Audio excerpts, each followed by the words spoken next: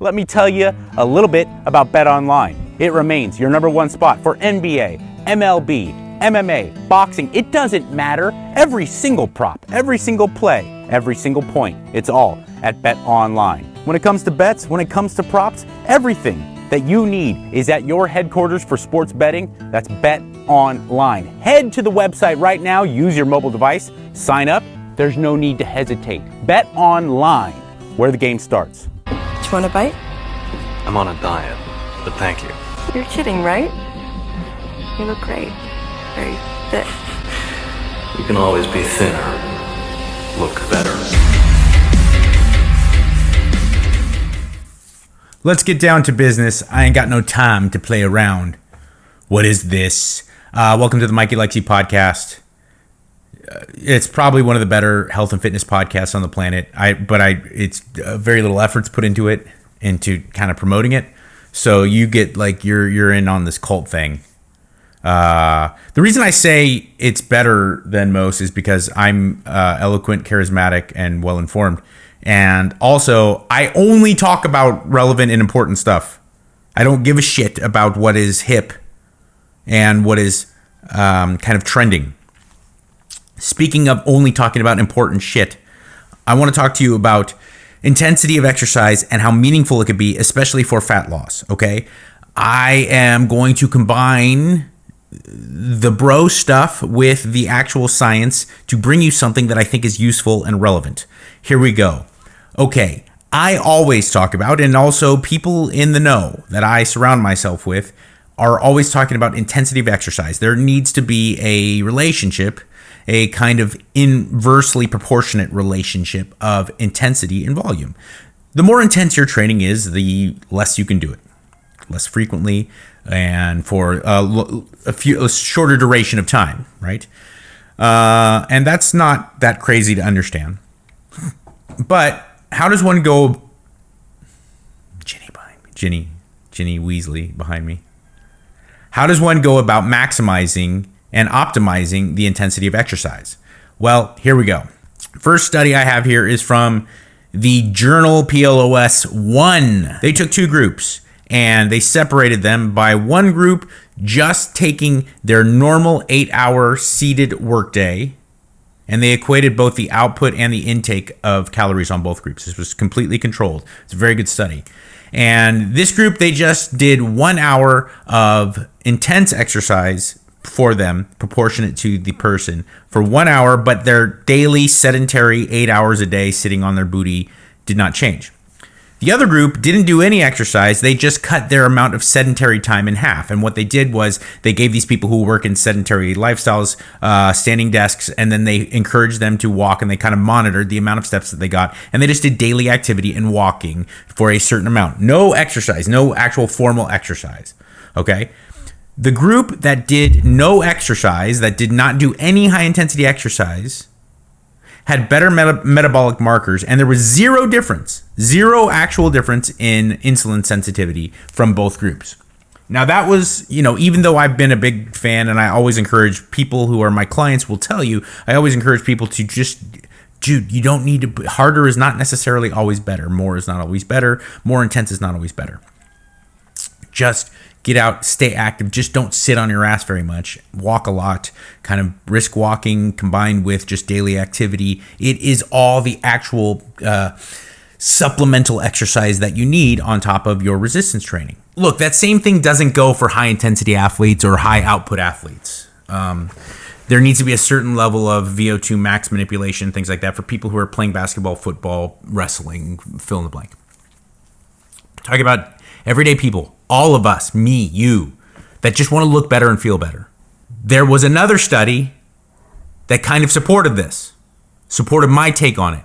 And of course, I'm cherry picking studies that make me look good. This is from the International Journal of Environmental Research and Public Health. They took athletes, highly trained athletes, and active people, active regular people, and completely inactive people. They found that there was an immense metabolic and health benefit by different blood markers, A1C, insulin sensitivity, blood sugar, blah, blah, blah, blah, blah, blood pressure. There was a significant overall health and metabolic benefit to very infrequent, 2 times per week, high intensity exercise where they were increasing VO2 max to a considerable degree. Now, what does this tell us? What does this tell us overall? What is the Reader's Digest version? What is the Cliff Notes? It means that, as I have been promoting for a long time, if you really want to get the most out of your training from an aesthetic standpoint and from a health benefit standpoint, what you need to do is do a lot of very low level kind of zone 1, zone 2 work all day, every day, 7 days a week. Just try to stay active. Keep your heart pumping at a pretty low, above just sitting on your ass pace.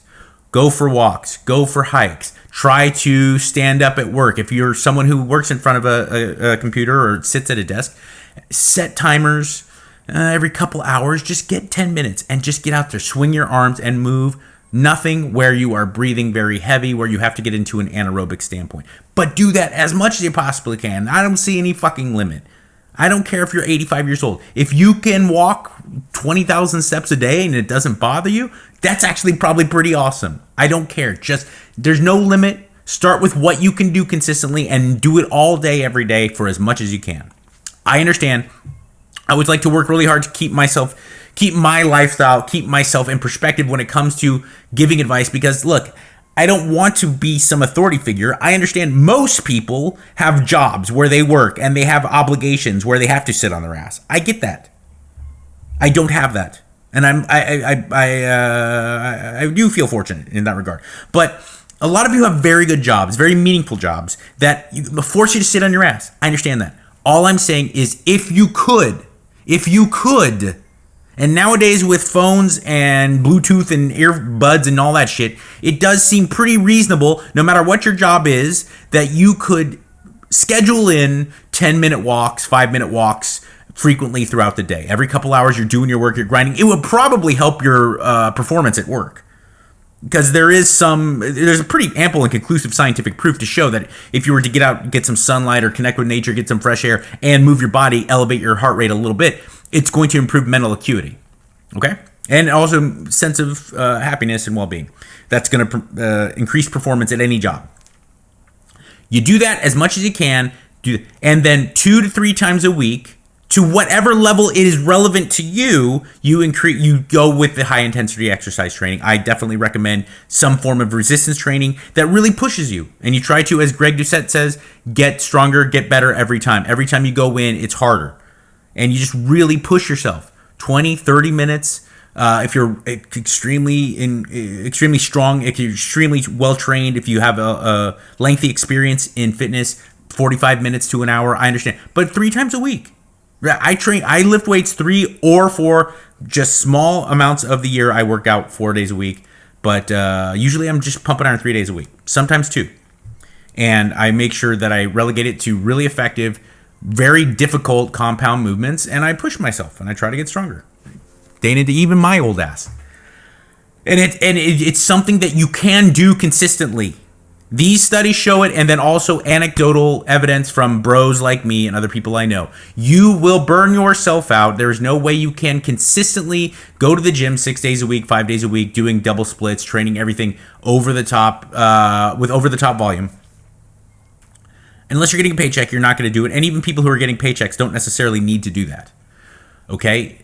Don't get confused into thinking that complication is somehow beneficial. Complexity is not superior.